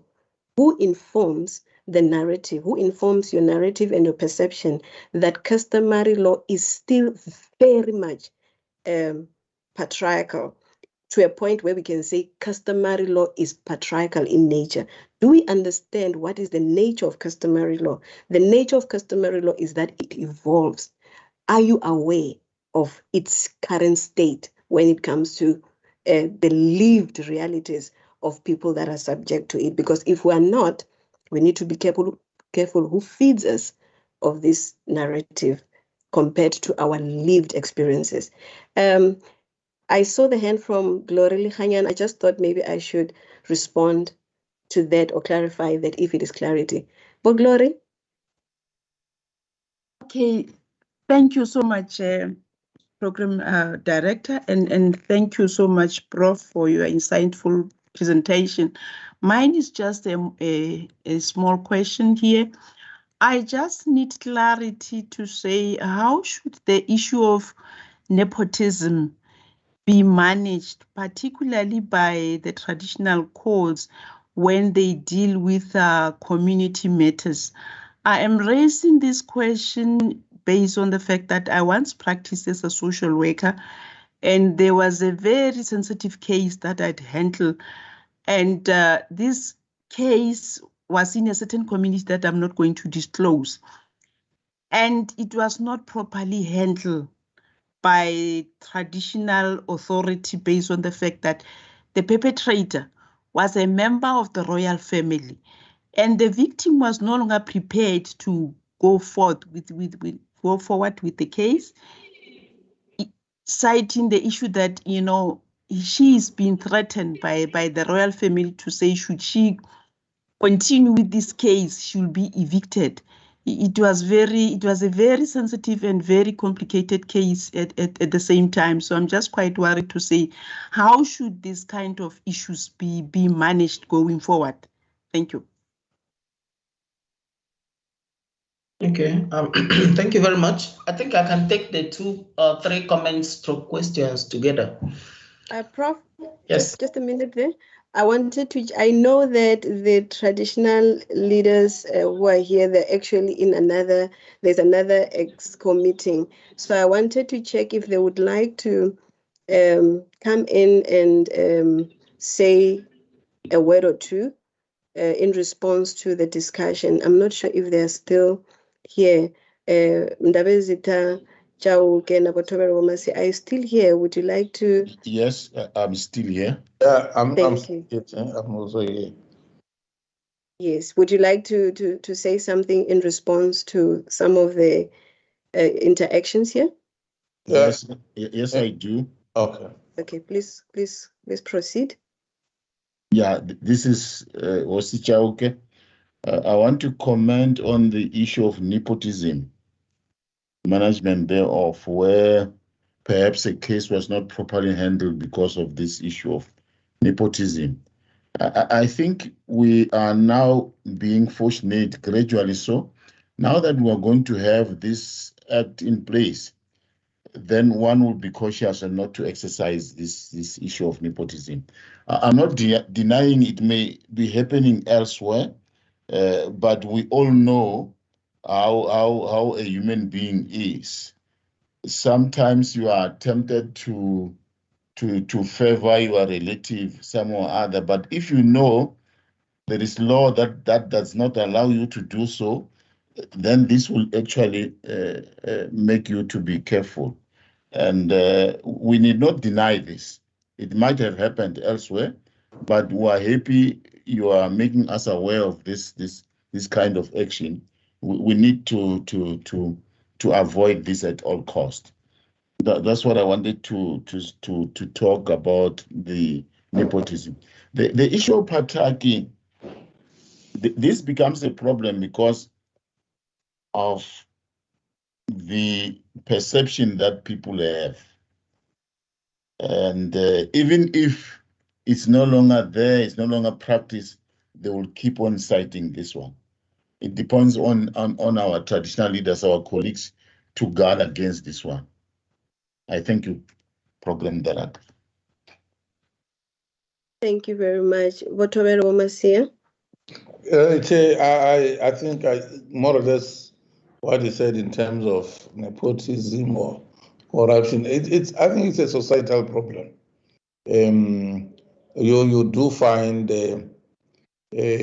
situations where people are favored and so on, but it does not happen in the majority of our establishments.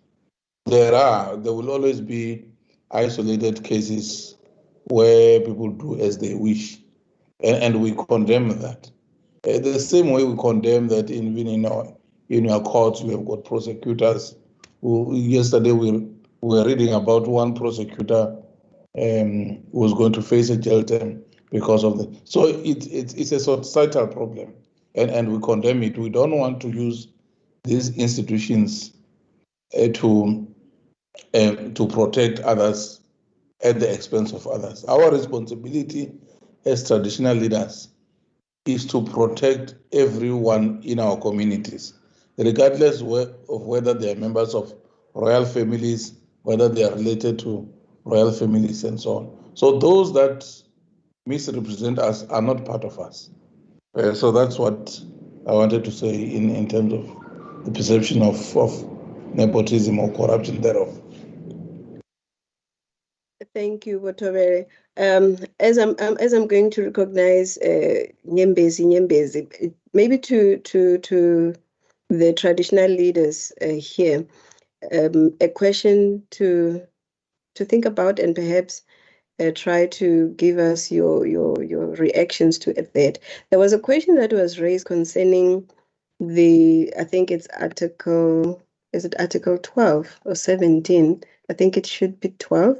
I stand corrected. Where the decisions of the traditional courts are actually reviewable and appealable to the magistrate courts, compared to what others argue that it shouldn't be so, because then now you are taking traditional courts into the mainstream of what is normally called formal courts, and the processes that are actually even suggested or proposed, they're now taking a different form from what traditional courts would actually be according to customary court. Maybe your reaction to that, do you find that as a challenge, or you find that to be a development? And if so, in what way? So I'm just going to park it there, and your response after taking Mbedzi. Thank you very much. Good afternoon, everyone.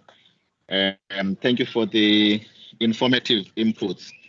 I do want to say something about this question on how patriarchy manifests itself and whether we see it from where we are. What came to mind was this commission high-level panel led by former President Zama Mopai that went all around the country to hear the views of ordinary people in terms of how legislation has affected them in our maturing democracy.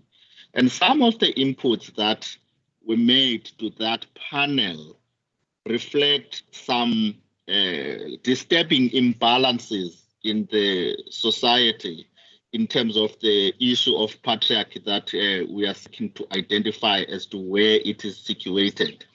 And I think the report and the recommendations on that from that panel can also alert us to some of these issues as to how patriarchy reflects and how the law has fallen short of eradicating it. I can just mention, even in terms of issues of marriage, just because now we are talking about the traditional courts and how they are going to play an important role. We have seen, for example, in the Constitutional Court decision in 2021, that of Sithole, that speaks about out of community marriage and in community of marriage, and how Parliament has fallen short of amending the laws to ensure that indeed both genders benefit from the matrimonial regime for African communities.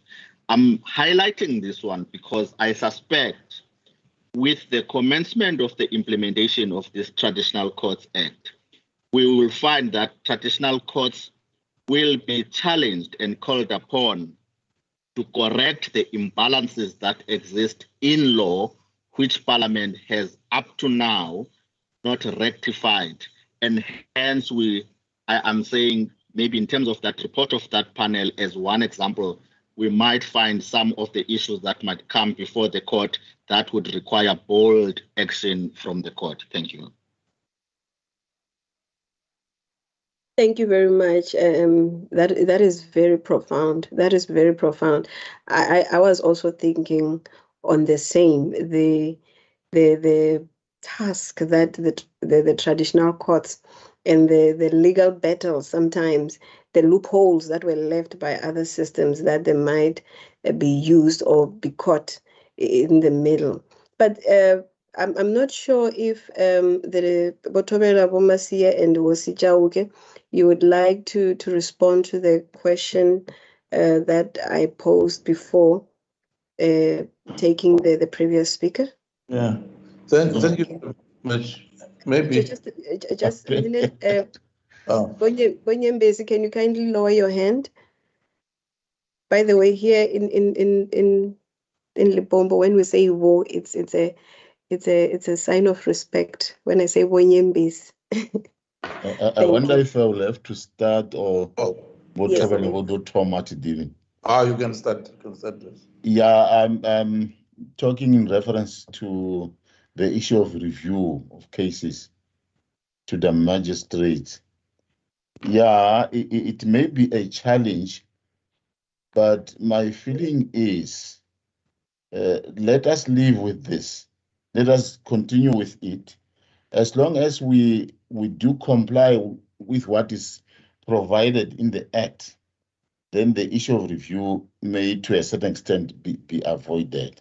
But then we also hope the community members or whoever is going to appear before the court, the traditional court, may not abuse this privilege in the sense that he or she is going to want to review this matter just because of the sake of reviewing without having the proper facts.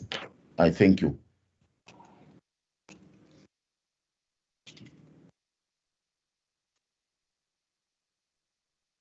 Oh, must I come in? Yes. Oh, thanks. For me, it is good, it is bad. It is bad because you see in our traditional court system, even a complainant can be found guilty. That's in terms of our system. When they've listened to the deliberations there, they come to realize that no, it is the complainant who's guilty. These people would not have done this. It is the complainant. But when you take this to the magistrate, it can create problems. But it is good because the review will also resolve these issues that you raised, issues of favoritism and so on and so on. It means those that are responsible will ensure that there's fairness in terms of adjudicating these issues. So if you do your things correctly, it means you are going to be found to have done things correctly. In fact, there are traditional councils as we speak that do that, including where I'm from. When there's a case, it's recorded and it is taken to the magistrate court's office for recording. So it works better. It's not just a matter of presiding over cases and you throw them. It's recorded properly. There's a form of recording, and you take it to the magistrate's office. So yeah, I think we must proceed that way, just to ensure that things are done correctly. Thank you very much, Okoribuwa. Back to you, Prof. Do you think this is a prudent compromise? The customary courts, reviewable and appealable to the magistrate courts, and these two actually use two different sets of legal systems or laws. Do you think this is a step in the right direction, as you also tackle other questions or issues that have been raised? Thank you. So you want to know if the provision for appeals from traditional courts to magistrate courts is a step in the right direction? I don't know. I would say yes and no. Yes, in the sense that, and this goes all the way back to the question from Glory. How should nepotism be managed by traditional courts? If there is substantial injustice, or let's say if there's nepotism or some other corrupt means of procuring a judgment, there should be some sort of recourse. There should be some sort of help beyond the traditional court. It shouldn't end there, because if it ends there, then problems will arise. Now, in the past, this was not a problem, in that there were institutional safeguards, and the type of communal setting prevented this type of thing from happening. But we forget that when the Europeans came here, they made some changes to our ways of life, and that these changes also affected customary law. So, for instance, when they first came, many African communities were suspicious, and they only presented the people that came out to meet the Europeans initially were the men. Men were the face of public governance. And so the Europeans assumed that, oh, patriarchy is well established here. And patriarchy is something that they were familiar with. Because remember, when they came, they had just left the first industrial revolution, and they had entered the second industrial revolution, or were entering the second industrial revolution. So they were leaving behind they had left behind the type of societies that Africans were still in. They had left it behind not so long ago. So they still had patriarchy back then, and they could recognize patriarchy. So they said, oh, so this is how it is. So they encouraged patriarchy, and it found its way into judgments, judicial precedents, and that's how it became reinforced. Of course, the Christianity they brought was also patriarchal. A male God, his male son, male apostles, etc. So patriarchy is a social problem. Nepotism is a social problem, and their solutions are legal. So they are not legal problems, they are social problems, but we can find legal solutions for them. And that's where the Constitution, the Bill of Rights comes in, becomes useful in finding solutions. And just to say generally that what we are experiencing in this part of the world is not unique. Other parts of the world have gone through this system. Remember that world history is a history of conquest, followed by imposition, and then finally with adaptation. So a stronger society will come to another society, will conquer it, and then impose its laws. And then the imposed laws will suck in the indigenous laws, and eventually they will merge and become a common law. The British did it to the Americans. Before then, the Spaniards came. They came and displaced the Native Americans, the Indians. So then the Romans, of course, colonized the British before they even colonized the Americans. Then we know the British came here. So it's a history. They did it to themselves, so they did it to us. Is nothing strange. It's part of human nature. So now, what we need to do is to look to legal history to see how other societies managed all these contestations that we are seeing today. And I must warn that the question of nepotism is a very worrying one for this bill. Let me give you an example from an African country that I will not mention. In that African country, a case once came up on appeal. And what happened? At the lower court, a very influential, a wealthy party to a dispute went and used bribery to bring some people to bribe the judge and bribe some other people. They brought someone to court, an impostor to court, bribed the court officials to give a fake adjournment date. In other words, the other party did not know that this matter was set for a particular day. On that date, the fake person came in and pleaded guilty to all the charges. So then on the real adjourned date, the accused person found that the matter was already over. He had pleaded guilty, etc. So it's a very serious matter, nepotism, and it can take very drastic forms. So that's why I sympathize with this concern. And I really don't know, like I said, it's a social problem, but the solution can be legal.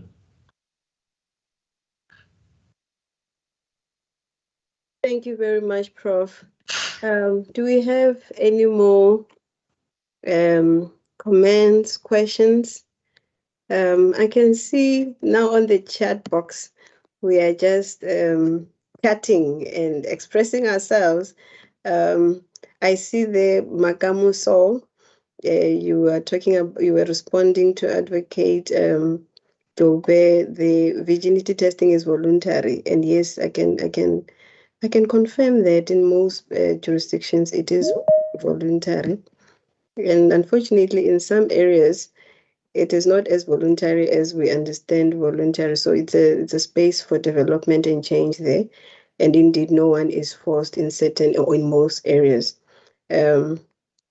I also see. I'm just trying to highlight Cornelia van Graan. You also seem to be agreeing that the struggles for women is still something that is with us in different spheres, workplace, in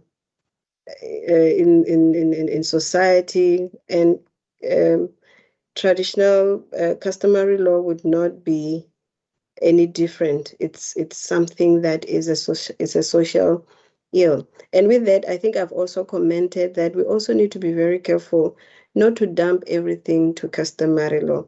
When we have a social problem or a societal problem, let us see it as that, because some of the things that we might be complaining about, we need to be very sure before we pin it to customary law that it does not happen elsewhere. Only then, and that it is actually directly linked to custom, and where it is directly linked to custom, then of course we need to call for a change. We need to highlight those things. But what is a social problem should not be pinned to customary law, and only because we think there's this notion that customary law only applies in rural areas. No, 1,000 times no. It does not only apply. It may be commonly in rural areas, but it applies just across the board where you find indigenous people. I don't see any more questions, but I do see comments. But from what I can take from here, I think we discussed a lot about patriarchy than the court itself. And I don't know whether it's because people, maybe they were hoping that they will actually hear what exactly does the bill contain. Maybe just before we wrap up, Prof, you just take us through a very brief tour into the bill for the benefit of a non-academic audience that just wants to know what does this bill say? What is in this bill? Because I think mostly we had this at an academic level where we're discussing and analyzing the bill. Just briefly before we close, just take us through a short tour into what the bill actually says, without analyzing or criticizing or explaining it. What does it say? All right, thank you. We've got a few minutes left. In essence, this bill seeks to recognize traditional courts, and then secondly, to empower them to hear disputes. So it vests the authority for deciding cases on traditional rulers. So traditional rulers, meaning kings, queens, headmen, chiefs, etc., according to the system of customary law in the particular community. So that's what it seeks to do. It does not go into detail by stipulating the rules of procedure that must be followed. Perhaps that will come later. But it does say that if you are not happy with the decision of a traditional court, you may go on appeal to a magistrate court for further justice. So in essence, that's what the bill is all about. Let me just quickly say something about this patriarchy thing, maybe an assignment for the students.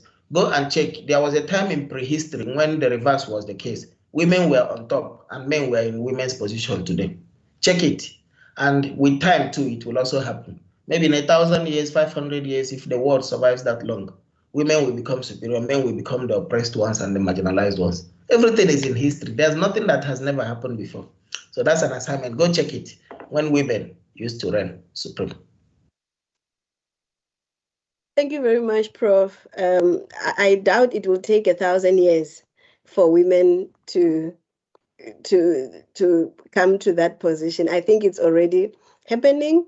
1,000 years is long. It's a very long time. It could just be next year. It could just be next year. It could just be now, or it's already happening. So on 1,000 years prediction, I'm not with you there. I think it's something that is happening. Given space and the right narrative, we need to appreciate that things are changing for women and not continue to undermine the emancipation that is happening and actually driven by women.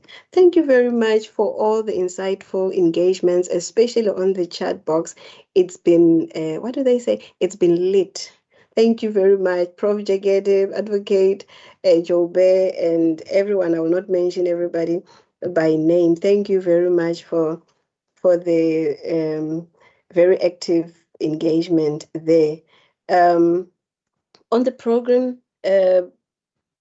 Professor Francis will be giving us the vote of thanks and on our beautiful webinar. I'm not sure, Prof, are you still there? Professor Francis? Yes, I'm very much here, and good afternoon, colleagues. Colleagues, we were brought together by the desire to listen and digest issues relating to revival of traditional courts in South Africa. And the key question was, is this a step in the right direction?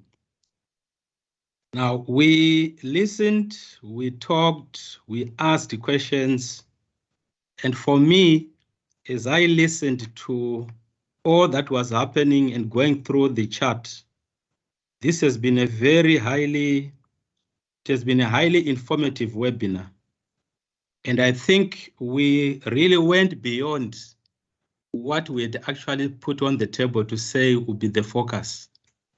So in that respect, this became a very powerful feeding trough on various issues that relate to traditional authority. And I think the answer that has come, and it was so eloquent from both Hosi Chauke and Toere Masia, is they actually indicated that this bill was actually empowering them to do better what they've always been doing. There are also so many other questions that have emerged here, and colleagues, you might think that I'm not yet giving the vote of thanks, but I thought there are a few issues that I need to highlight before I start specifically thanking colleagues who made it possible for us to remain for the more than 2 hours on this platform. Now, there are issues around, I think Toere Masia highlighted the fact that there are those people who just oppose what they see, as long as they see wherever it's written or traditional leadership is mentioned, they actually rush to start opposing whatever is coming their way. So the big question that came out of that talk was, do we still need traditional leadership within a democratic dispensation? So maybe, Zama, this might be another topic to actually create a very significant platform for people to discuss what does this mean and how can the two systems of governance coexist. Then we also I think our cobwebs were cleared in terms of our understanding of how a traditional leadership functions. We're told that we must not look at traditional leadership by looking at just the senior traditional leader or a headman or whoever else in the traditional leadership structure, but we need to look at it as a system in order to understand how it functions, and then we can comment in an informed manner. Now, coming to the relevance of this webinar for us in the University of Venda. Zama, you are aware that our vision is to be a university leading in engaged scholarship. The question that a lot of people ask is, what does this really mean when we say a university leading in engaged scholarship? So personally, I see this webinar and the way in which people were engaging here as one such way of demonstrating how the university can demonstrate its relevance and also increase its chances of having impact in society. Now, why do I say this? If our students on this platform, if we have got any postgraduate students in law and maybe in development studies are here, there are quite a number of issues that have been raised, which can actually be pulled out and be subjects for research for postgraduate studies. As a university, in November, we will be going for a workshop where we will be revisiting our research niche areas. Already, as I listened, there are quite a number of elements that emerged, and I was saying that there's potential for some of the issues I had here to actually be factored into a particular research niche area. The issue of teaching and learning, the discussion that unfolded, academics, academics and practitioners coming to the same platform to focus on a common issue, and our students being there. If our students again had ears and they were thinking, for me, this was also a very serious teaching and learning platform for them. Now, my view is that going forward, Zama, before I start specifically giving the vote of thanks, I think that we should not stop here. We have discussed here at a high level the issue of traditional courts who affect people who are in Chikwarani or Chipuseni, Hosmasia. You know, people in Amtititi, Kwamtluchwa, in Nkomazi, they might be in Dole and so forth. They don't know about this, what we are discussing now. How do we now take this to their doorsteps so that they understand, and even when the courts start functioning, they have a good understanding of what happens, and we do not have any unnecessary social cohesion issues emerging. Now, having said this, let me thank you, Zama, as a program director, for steering the ship so competently. And even though in some cases your video was switched off, we could still see your smile as you were sharing this. Dr. Mairula, thank you so much for welcoming us and introducing the webinar, including the background around the bill, and you also sprinkling a few of your own perspectives as you were introducing. Professor Diala, thank you so much. I don't think my vocabulary has got enough superlatives to express our sincere gratitude for you coming in and sharing, such a provocative, eloquently articulated range of issues. I think you triggered a stampede of what I would even call scorpions in our minds. And I have no doubt that there's going to be engagement beyond the webinar. We are likely to continue to deliberate on issues that have been raised here beyond just this platform. To Osi Chauke and Cosmasia, you never disappoint, like all the time. Thank you so much for cleaning some of the cobwebs in our own perspectives around these issues. We can never thank you enough again, and we can only hope that within the province and within the structure of the House of Traditional Leaders, we can try to figure out how best to take the discussions we have been having here to our respective traditional authorities so that people can understand what is expected. Many people asked questions, you posted questions in the chat box, raised very pertinent issues, very difficult questions.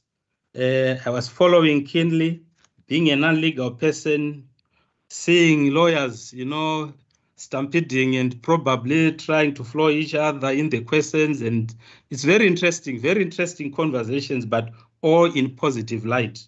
Very, very interesting. I think I would also not do justice if I don't thank myself for delivering the vote of thanks. And obviously, colleagues, I think in closing, I would like all of us to unmute our mics, and so that we can clap and really create an earthquake, or to thank ourselves for being part of this platform. Can we do just that? I'm starting.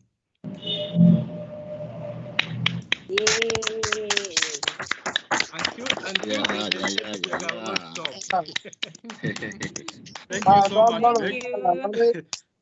Thank you so much. Back to you, Program Director. Thank you very much, Prof, for that. Indeed, we have a long way to go. Should this come into law, I know that there are many papers that are coming through.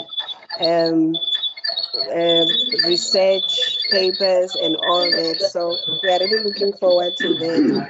And can we kindly mute as I round off the meeting? And I just want to take this opportunity to acknowledge, we thought he would not be able to make it, our interim director, Professor Lonius Ndlovu, who had joined us from, he joined us, and thank you very much, Prof, for your presence. And he is also extending the invitation that not so long on the 27th we'll be having our annual Justice Seneca lecture. So you're all welcome. Please do look out for that invitation as we extend and continue perhaps raising some of the issues that we are talking about here. That's the job of academics, in fact, not just academics, everyone. We need to engage. And Prof, I saw one of your comments that you were waiting for solutions. Unfortunately, it does not seem like we have solutions, but this was a good session to raise some of the issues, feelings, and reactions to what is coming. I think if there would be solutions, it will come when the implementation actually begins. So, Prof. Ndlovu, unfortunately, no solutions today, but just raising very important issues that I hope that from our school we will be able to raise even more papers from that. Thank you very much, everyone. Thank you, Prof. And to the Limpopo House of Traditional Leaders, thank you very much. Thank you for joining. He's, by the way, a chief himself, I believe. Thank you. And to all the students that joined, thank you very much. Until you hear from UNIVEN again, please stay safe and watch out the space. And I encourage empirical research. Let's go to the field and see what happens. And then we can actually really qualify what we say about customary law. Thank you very much. I don't know if the power is vested upon me, but I'm going to take it. With the powers assumed to be rested upon me, I close this meeting. Thank you, Doc. Thank you, Doc. Thank you. Thank you, Zama. Thank you, everybody. Thank you. Bye. All right. Thank you. Bye. Thank you, Professor Anthony, my brother. Yeah, thank you very much. I sent you a letter. Please, I'm waiting for your response. Okay. It's great. Thanks. Thank you very much, Anthony. See you in March.